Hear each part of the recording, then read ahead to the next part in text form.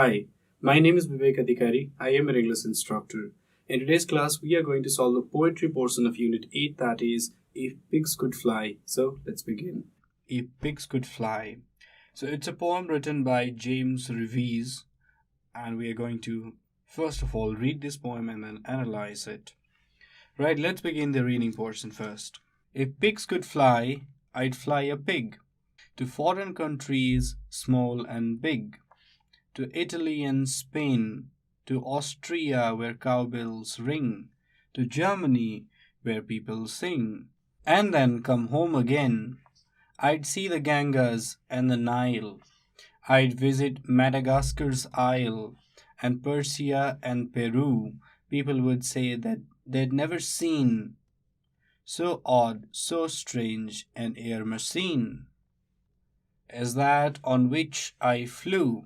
Why, everyone would raise a shout to see his trotters and his snout come floating from the sky, and I would be a famous star, well known in countries near and far. If only pigs could fly. James Reeves. So that was the reading portion. Reading aloud. We did something called reading aloud, right? Now there's more to it. We should also learn how to do critical appreciation of the poem, and we should also know how to, analyze and probably in future maybe judge the poem. So we should know how to do these things also.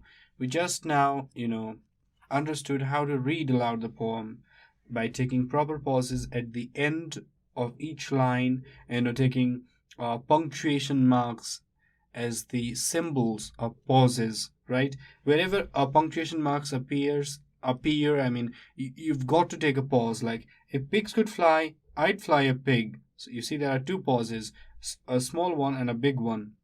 If pigs could fly, that is the end of a clause, so you've got to pause, I'd fly a pig. And you pause again because there's a comma in the end, right? Oh, if there's no comma in the end, you've got to pause a little only.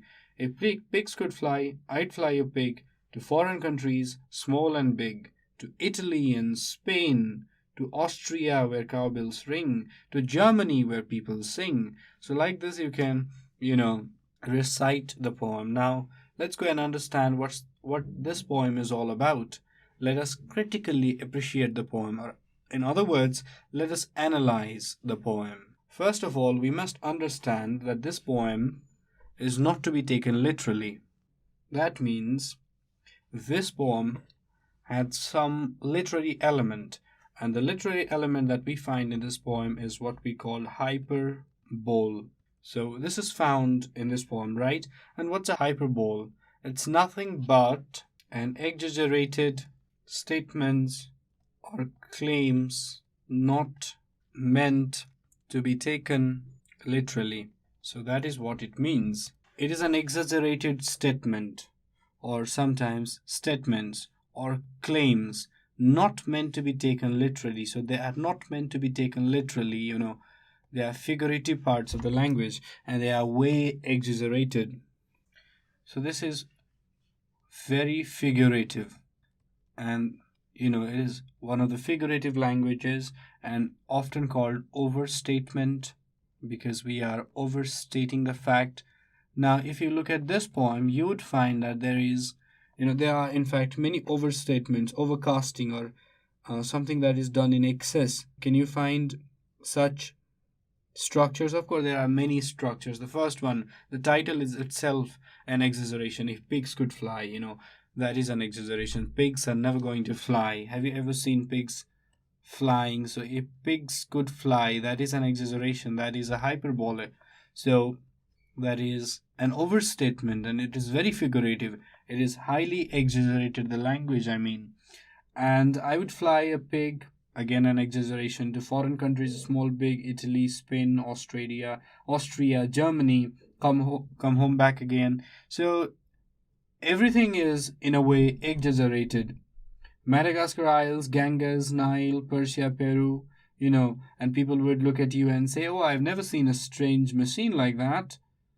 And people would, raise their shout and want to look at the pig's trotters and snout, and which is highly unlikely and very funny, come floating from the sky and you'd be a famous star. Again, that's another exaggeration. You're never going to fly a pig. You're never going to be a famous star. These are all false hopes. Well known in countries near and far, if only pigs could fly. Finally, the poem ends with a false hope.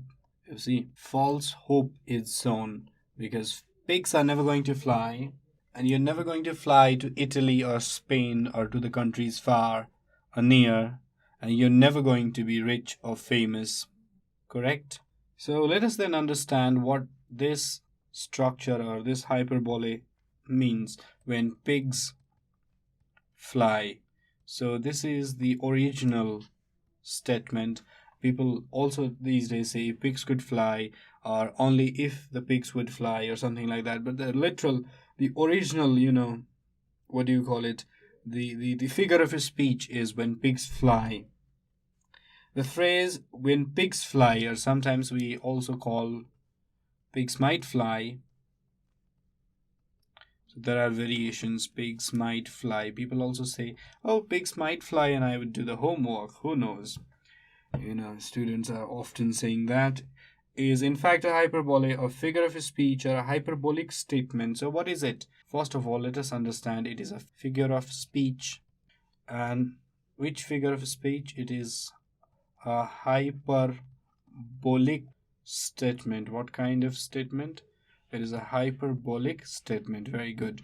Now, that it describes an impossibility. In a way, it is trying to describe an impossibility.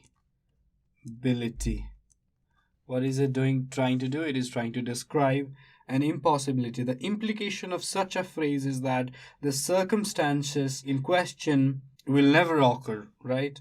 So this means whatever it is never going to occur. So that is when pigs fly mean. It is a hyperbole.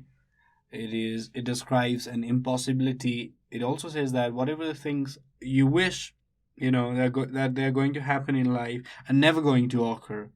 And it's a figure of speech when pigs fly. Well, pigs never fly. Imagining that pigs would fly, it is a way of saying that something would never happen. Now, pigs flying, this would never ever happen. Pigs would never fly. This phrase is often used for humorous effect. It is in a way like my drawing. This figure of speech is trying to create some humor, right? To scoff at over ambition. People are over ambitious these days. So it is in a way mocking at over ambition. We've got to be ambitious, but being over ambitious is like wishing that one day pigs would fly. There are numerous variations on the theme. When an individual with a reputation for failure finally succeeds, onlooker may sarcastically claim to see a flying pig. Hey, look, a pig is flying. Let's say there's a boy in your class who always secures let's say D plus in English, and all of a sudden he's studying real hard in home and nobody knows that, and he gets an A in the final exam, and everybody would say, hey, look, a flying pig. So what would everybody say? Everybody would say, hey, look, a flying pig. Because other people had never seen something like that in their lives. Because the boy always got D plus in exams, in terminal examinations. Now finally in the final exam he got an A, and which is like an amazing thing for onlookers, because they never know. They never knew the hardships the boy went through in order to get that coveted A. And people would just say, hey, look, he's lucky. Lady Luck played her charm on him and he's only a flying pig. Other variations of the phrase include, and pigs will fly. People say things like that. So this is the impossibility. This denotes the impossibility. Flying pigs. Not possible, you see, in real life. Let me give you an example from the movie The Eagle Has Landed. There's a movie called The Eagle Has Landed. So in that movie, you see an Irish secret agent. So this is our Irish secret agent, right? So working for the Nazis, he works for the Nazis. And there is this German general. Who? German general. German general. And Irish secret agent is replying to a German general speaking of Germany shortly winning World War II. So this is about World War II, right? Germany, the general says that Germany is going to win the war shortly, and the Irish secret agent says, "Pigs may fly, General, but I doubt it. Pigs may fly, General, but I doubt it." That is what the Irish secret agent says to the German general. "Pigs may fly, General, but I doubt it. I doubt that Germany would ever win the war." Later when the Irishman sees German soldiers parachuting before an attack, he says to himself, "Mother of God, flying pigs." And what does he say? He says, "Mother of God, flying pigs." You see, the use is quite humorous. Initially, the Irish secret agent thought that the Germany would never win the war, and that is what he said to the German general. He said, "Pigs may fly, General, but I doubt it." In the end, when the German soldiers were parachuting up from the sky, he exclaimed in horror. He said, "Mother of God, flying pigs."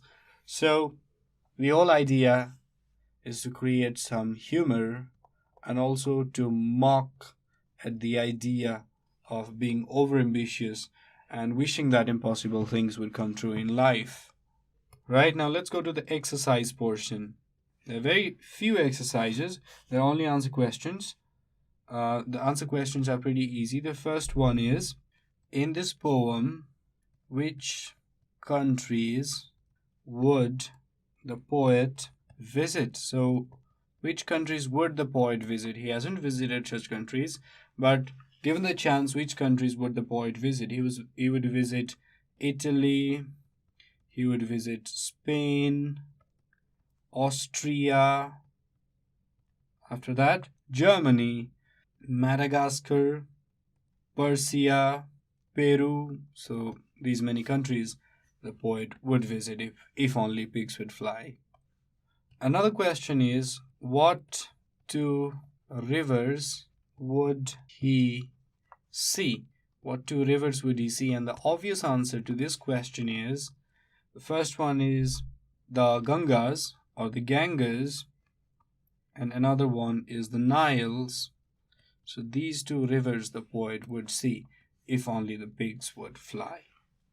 Right? You don't need to write that, "if only the pigs would fly." I'm just being humorous. Alright, which words in the poem mean pig's feet and pig's nose? Pig's feet means trotters and pig's nose mean snout. Means snout. Where do people sing and where do cowbells ring? People sing in Germany and cowbells ring in Austria. Pretty easy. Find out the rhyming words. That's also easy. Now I should give you homework. Now comes the time for homework, and your homework would be summarize the poem in your own words. So, I explained about the poem. I talked about overstatement, exaggeration, hyperboles, and the figurative form of language. I also explained the expression, the phrase, "when pigs could fly" or "when pigs would fly." Now you've got to summarize this poem in your own words. Pretty easy. Just write an essay or a short paragraph on this poem, about 100 to 150 words you can write, and summarize everything. With this, we have come to end of today's class. If you have any questions or suggestions regarding this video series, feel free to write us at learning@deerwalk.edu.np. Thank you.